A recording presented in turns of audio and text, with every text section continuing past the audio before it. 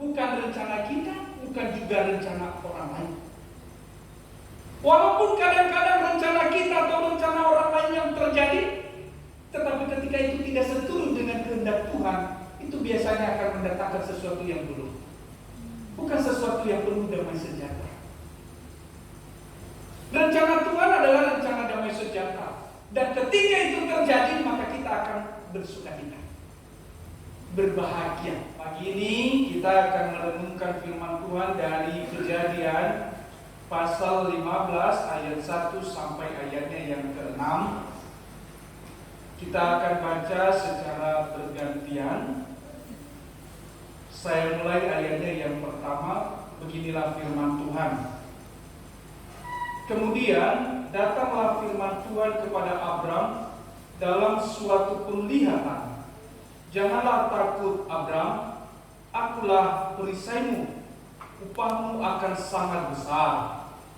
Abram menjawab, ya Tuhan, apakah yang akan engkau berikan kepadaku?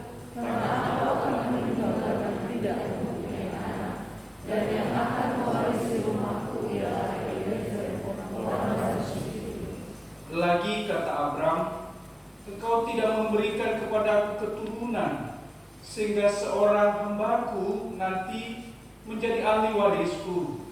Tetapi katakanlah firman Tuhan kepadanya yang demikian, orang ini tidak akan menjadi ahli warismu, melainkan anak kandungmu, dialah yang akan menjadi ahli warismu.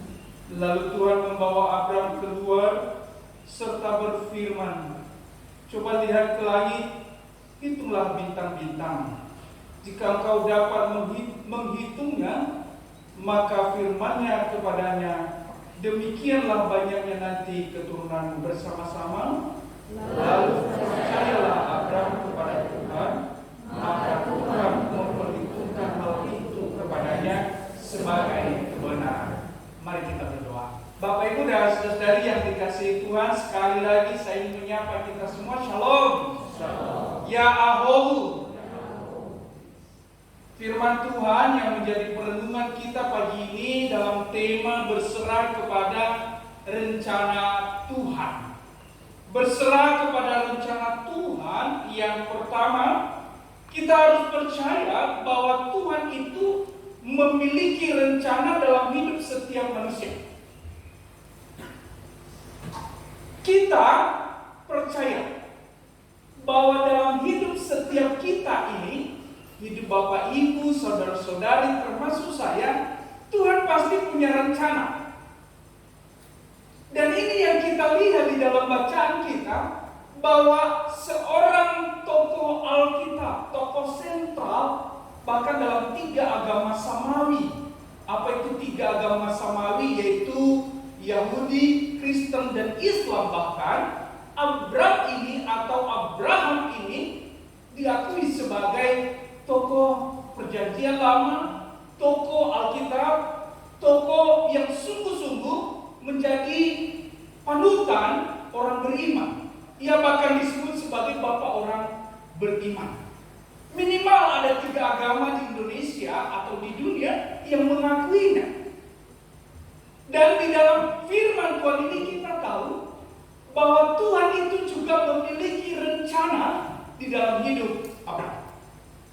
Apa rencana Tuhan di dalam hidupnya itu kita bisa lihat di pasal-pasal sebelumnya, termasuk sampai pasal yang sudah kita baca. Bahwa Tuhan memanggilnya dari tanah leluhurnya di Ur Kasdim untuk kemudian disuruh pergi ke sebuah tanah, ke sebuah negeri yang belum ia ketahui. Ini rencana Tuhan. Abram, pergilah, tinggalkan rumah bapamu, pergi menuju tanah yang akan kutunjukkan kepadamu. Itu kita bisa lihat di dalam Kejadian pasal 12 ayat 1 sampai 4. Bahkan rencana Tuhan bukan hanya itu, bukan hanya soal diberikan tempat, bukan hanya soal diberikan tanah, diberikan negeri yang akan menjadi tempatnya, tetapi Tuhan merencanakan hal-hal yang besar yang akan terjadi dalam hidupnya, yaitu Tuhan berencana supaya Abram ini menjadi bapa bagi sejumlah bangsa. Keturunannya akan begitu banyak, sebanyak bintang di langit. Tuhan juga merencanakan bahwa nama Abram ini nanti akan menjadi masyhur di seluruh bumi. Ia juga direncanakan menjadi sumber berkat bagi banyak orang. Ini semua tercatat di dalam firman Tuhan, di dalam Kejadian pasal 12 ayat 1 sampai 4. Tentu sebelumnya Abram punya rencana-rencana hidup bersama orang tuanya, bersama istrinya Sarai. Ia pasti punya rencana hidup, tetapi ternyata Tuhan juga punya rencana di dalam hidupnya. Sama seperti kita. Saya percaya masing-masing kita ini selalu punya rencana, betul? Betul. Kita merencanakan saya akan menikah di usia sekian. Ini bagi pemuda-pemuda. Atau bagi yang masih sekolah, saya merencanakan setelah lulus SMA saya akan kuliah di kota ini, di universitas ini. Atau setelah bekerja saya akan berusaha atau berencana memiliki rumah, memiliki kendaraan yang sedemikian bagus. Semua orang pasti punya rencana. Tetapi jangan lupa bahwa sesungguhnya Tuhan juga punya rencana dalam hidupmu. Sehingga apapun rencana kita, tidak boleh kita lepaskan dari rencana Tuhan. Yang bisa kita lakukan adalah, biarlah rencanaku ini Tuhan seturut dengan rencanamu. Sehingga yang kita jalani adalah seperti kita sedang menjalani rencana Tuhan, bukan lagi menjalani rencana kita. Bahwa pada faktanya nanti kita tidak selalu memahami seperti apa rencana Tuhan, itu fakta. Sama seperti Abram juga. Setelah ia menjalani kehidupannya, pergi ke sebuah negeri yang ia tidak tahu, dan pada akhirnya nanti ia ditunjuk tinggal di tanah Kanaan. Dalam proses perjalanan, itu proses yang lama, 25 tahun, ia berpikir, lalu Tuhan bagaimana ini nanti? Ya kan Tuhan punya rencana, saya ini akan menjadi bangsa yang besar. Tapi hingga sekarang aku tidak punya anak. Abraham berkata, lalu bagaimana ini Tuhan? Apalagi di negeri, di tanah Kanaan, itu bukan hanya dia seorang diri yang ada di sana. Ada banyak musuh juga yang datang, hendak menyerang. Dan di dalam pasal sebelumnya, sebelum Abraham ini berkata kepada Tuhan, ia baru saja mengalahkan musuh. Tentu sebagai manusia berpikir, ini hidup di negeri yang baru ia tempati ini, bukan negeri leluhurnya, bukanlah negeri yang selalu aman. Akan ada selalu musuh yang bisa saja sewaktu-waktu ketika ia lengah, ia bisa mati. Dan ketika ia mati, ia tahu kalau ia mati sekarang, ia tidak punya keturunan. Bagaimana rencana Tuhan ini? Tuhan terpanggil saya supaya saya menjadi bangsa yang besar. Itu yang terjadi.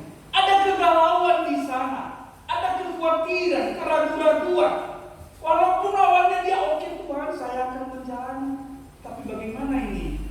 Kan saya direncanakan, dijanjikan menjadi bangsa yang besar. Tapi faktanya hingga menjelang umurnya yang ke-100 tahun, ya ia tidak punya keturunan.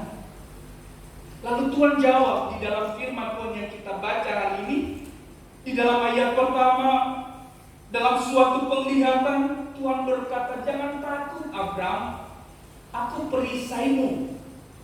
Berkaitan dengan musuh-musuhmu, aku penolongmu. Aku yang membentengi engkau, sehingga dengan kata engkau tidak akan mati sebelum engkau menjadi bapa bagi seorang ahli warismu sendiri. Lalu Abram berkata lagi di ayat 2, ya Tuhan, tapi bagaimana?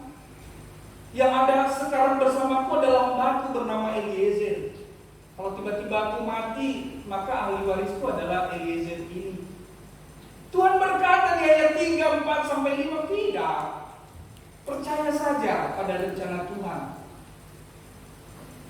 Bukan Eliezer yang akan menjadi ahli warismu, tetapi anakmu sendiri, ahli warismu sendiri, anak yang lahir dari kandungan istrimu sendiri. Itulah rencana Tuhan. Lalu Abraham percaya pada itu. Meskipun di tengah-tengah ada keraguan, tetapi ia tetap mengutamakan rasa percayanya kepada rencana Tuhan. Ia tahu bahwa Tuhan punya rencana dalam hidupnya, meskipun tidak sepenuhnya ia pahami. Bukankah itu juga terjadi dalam hidup kita? Kadang-kadang kita tidak paham mengapa sampai saat ini rencana-rencanaku yang sudah aku serahkan ke dalam tangan-Mu Tuhan kok belum terwujud ya? Kenapa permohonan-permohonanku kok belum terwujud ya? Kalau kita melihat dari kisah Abraham ini, bahwa rencana Tuhan itu pasti yang terjadi. Rencana Tuhan itu pasti yang terbaik. Dan ini yang kedua. Yang pertama, Tuhan punya rencana dalam hidup setiap manusia. Dan yang kedua adalah bahwa rencana Tuhan itu pasti yang terbaik. Kadang-kadang manusia merencanakan yang terbaik menurut versinya. Bahkan ketika Abraham mulai ragu akan keturunannya sendiri, ia mulai berpikir, oh berarti nanti ya sudahlah, yang menjadi ahli warisku ini Eliezer. Walaupun kalau kita lihat percakapan ini sepertinya tidak betul-betul ikhlas dia. Makanya dia bertanya, ya kalau aku mati nanti berarti ahli warisku Eliezer ya Tuhan. Meskipun dia tidak menerima seutuhnya, tapi dia sudah mulai memikirkan, sudah mulai merencanakan juga bahwa seandainya aku mati tanpa punya keturunan, biarlah Eliezer ini yang menjadi ahli warisku. Tetapi yang kita lihat bahwa rencana Tuhan itu rencana yang terbaik, yaitu bahwa Abraham akan menjadi bapa bagi banyak bangsa. Keturunannya akan sangat banyak. Namanya akan agung dan mulia, masyhur di seluruh bumi. Ia bakal menjadi sumber berkat bagi banyak bangsa. Ini sesuatu yang mulia, sesuatu yang agung, yang belum tentu dipahami oleh setiap orang. Saya juga percaya bahwa sesungguhnya Tuhan itu punya rencana-rencana baik dalam hidup kita. Amin. Bahkan ketika kita tidak paham sekalipun, Tuhan itu pasti punya rencana yang baik, rencana yang indah. Bahkan ketika ada orang-orang yang merencanakan yang jahat pun, Tuhan bisa mengubahnya menjadi hal yang baik. Kalau kita ingat kisah Yusuf, saudara-saudaranya menyingkirkan dia dari keluarganya. Mereka merencanakan yang jahat, hendak membunuhnya, lalu berubah pikiran, dijuallah dia ke Mesir. Tetapi Tuhan punya rencana di dalam hidup Yusuf. Meskipun orang mereka-rekakan yang jahat, yang buruk, merencanakan yang jahat, Tuhan bisa mengubah yang jahat itu menjadi sesuatu yang baik dalam hidup Yusuf. Kenapa? Karena Tuhan itu merencanakan yang baik bagi hidup kita. Rancanganku bukanlah rancanganmu. Dan rancangan Tuhan itu pasti rancangan yang mendatangkan damai sejahtera, mendatangkan kebaikan. Mungkin saat ini kadang-kadang kita berpikir, Tuhan, aku ya percaya pastilah yang terbaik dalam hidupku. Tetapi fakta yang aku jalani hari ini kok sepertinya berat. Orang-orang merencanakan yang jahat terhadapku, atau hidupku terus terpuruk misalnya. Mari kita lihat dari perspektif Tuhan. Saya percaya Tuhan bahwa meskipun saat ini terlihat buruk, terlihat gelap, terlihat buram, terlihat begitu menakutkan, saya percaya bahwa ini bisa diubah oleh Tuhan menjadi rencana yang baik. Rencana Tuhan itu pasti yang terbaik. Hanya soal waktu. Nah ini soal waktu. Waktu terjadi rencana Tuhan dalam hidup Abraham itu bukan waktu yang pendek. Ketika yang pertama dipanggil dan dijanjikan itu di usia 75 tahun dan mulai diwujudkan di usia 100 tahun. Berapa tahun itu? 25 tahun. Jangankan menunggu 25 tahun, menunggu setahun saja. Kalau kita memohon sesuatu, kita bahkan mungkin sudah mulai bersungut-sungut. Aduh, ternyata ternyata doaku tidak dijawab, begini dan begitu. Tapi Abraham 25 tahun yang menunggu. Ini soal waktu. Nah, kan ada lagu kita jadi bagus. Waktu Tuhan pasti yang terbaik. Apapun yang terjadi, rencana Tuhan yang akan terjadi sekarang, esok, 10 tahun lagi, 25 tahun lagi itu kita imani saja. Kita percaya saja bahwa itu pasti yang terbaik. Ketika waktunya Tuhan yang mewujudkan rencana-rencananya, maka itu pasti yang terbaik. Karena apa yang direncanakan Tuhan adalah yang terbaik, yang terindah, maka Tuhan akan mewujudkannya sesuai dengan waktunya Tuhan, bukan waktunya kita. Yang perlu kita pegang adalah tetap berserah kepada rencana Tuhan. Yang ketiga, rencana Tuhan itu pasti yang terjadi. Tadi yang pertama, Tuhan memiliki rencana dalam hidup setiap manusia. Yang kedua, rencana Tuhan itu pasti yang terbaik. Dan yang ketiga adalah rencana Tuhan itu pasti yang terjadi.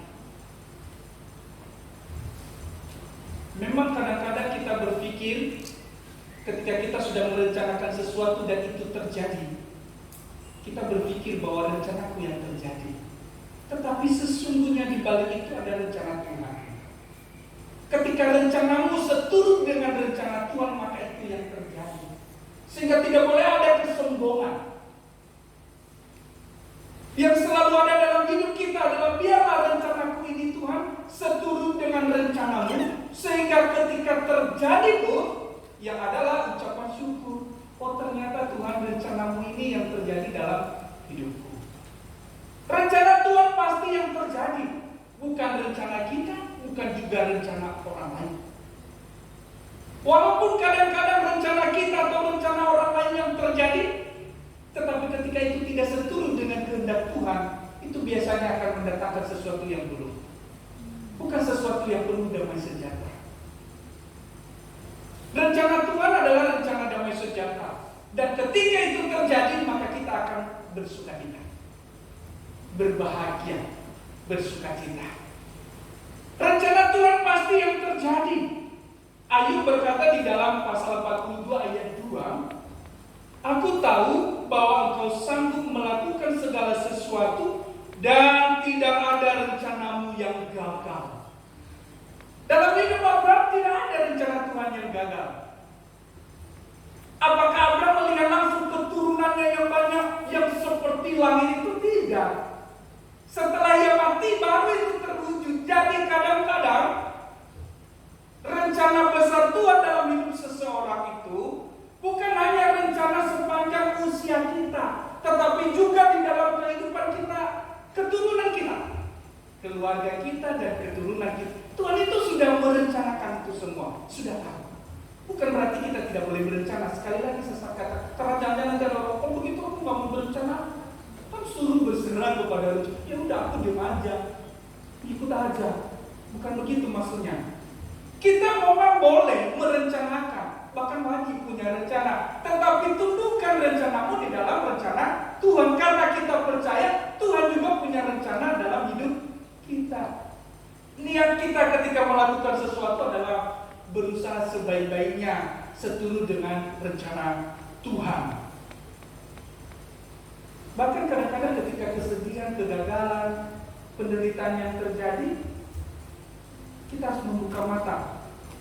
Di balik itu ada rencana Tuhan yang indah. Itu yang disampaikan oleh Ayub juga. Tuhan tidak ada rencanamu yang gagal. Meskipun sekarang itu penuh penderitaan, kegagalan, dan dalam versi manusia yang gagal. Anak-anaknya meninggal, hartanya ludes habis. Tapi dia tahu, aku tahu Tuhan bahwa tidak ada rencanamu yang gagal. Di balik itu, di balik penderitaannya, di balik kehilangannya itu ada rencana Tuhan yang indah. Dan memang kisah hidup Ayub selanjutnya ya memang indah. Happy ending lah, kalau di film itu happy ending. Abraham juga demikian. Tidak ada rencana Tuhan yang gagal di dalam hidup Abraham. Bahkan di dalam firman Tuhan yang tadi, firman Tuhan yang pertama dibaca, bahwa setiap orang beriman itu adalah disebut sebagai keturunannya Abraham. Bapa bagi orang beriman. Keturunannya sebanyak langit. Itu di dalam ayat 5. Ketika Abraham masih ragu-ragu, Tuhan membawanya keluar. Sini Abraham, lihat langit, hitung bintang-bintang itu. Jika kau sanggup menghitungnya, maka sebanyak itulah keturunannya.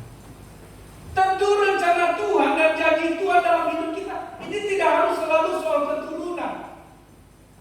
Bahkan jika seseorang, sebuah keluarga pun tidak diberi keturunan langsung, kita jangan berpikir berarti dia gagal. Enggak juga. Tuhan punya rencana juga bagi keluarga itu. Bahkan ada orang-orang yang memilih untuk tidak menikah sekalipun. Paulus tidak menikah, dan Tuhan punya rencana dalam hidup Paulus supaya menjadi pemberita Injil yang luar biasa, yang olehnya Injil diberitakan di berbagai negara, di berbagai daerah di Asia. Rencana Tuhan itu tidak ada yang gagal. Meskipun orang menilai gagal, tetapi sesungguhnya ini hanya masalah waktu. Yang dibutuhkan dari kita adalah di dalam ayat 6 ditegaskan. Lalu percayalah Abraham kepada Tuhan, maka Tuhan memperhitungkan hal itu kepadanya sebagai kebenaran. Berserah kepada rencana Tuhan. Setelah kita tahu bahwa Tuhan punya rencana yang baik dan itu pasti terjadi, yang harus kita miliki adalah percaya, beriman, mengamini bahwa rencana Tuhan itu pasti akan terjadi. Percaya pada rencana Tuhan, beriman pada rencana Tuhan, itu ternyata diperhitungkan oleh Tuhan sebagai kebenaran. Sehingga Abraham pun diperhitungkan oleh Tuhan sebagai orang benar. Sehingga rencana-rencana Tuhan dalam hidupnya pun itu pasti terwujud. Saya percaya Bapak Ibu dan saudari yang dikasihi Tuhan, mungkin saat ini Anda galau tentang rencana-rencanamu, Anda bingung dengan masalah-masalah hidupmu, percayalah bahwa ada rencana Tuhan yang terbaik dalam hidupmu. Amin. Ada rencana yang terbaik, dan rencana Tuhan itu pasti yang terjadi. Ini hanya masalah waktu. Yang harus engkau lakukan dan yang kita lakukan adalah berserah kepada Tuhan. Kita percaya Dia menolong, Dia membimbing dan membawa hidup kita ke dalam kebahagiaan, sukacita dan damai sejahtera. Amin. Tuhan selalu menolongku. Itu tadi kan lagu pemuda kita. Selalu menjagaku, sehelai di rambutku tak akan terjatuh tanpa seizinku. Sekali lagi ini saya percaya bahwa Tuhan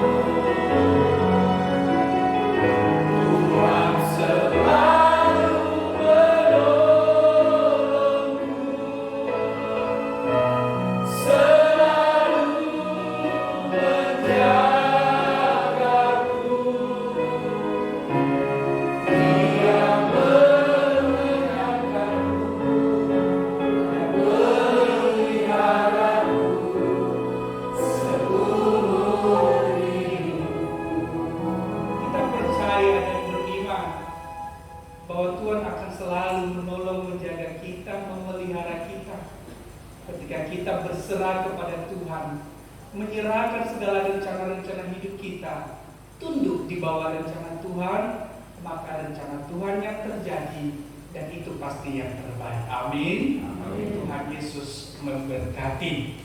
Ayat hafalan ayat yang ke-6 kita baca bersama-sama. 1, 2, 3.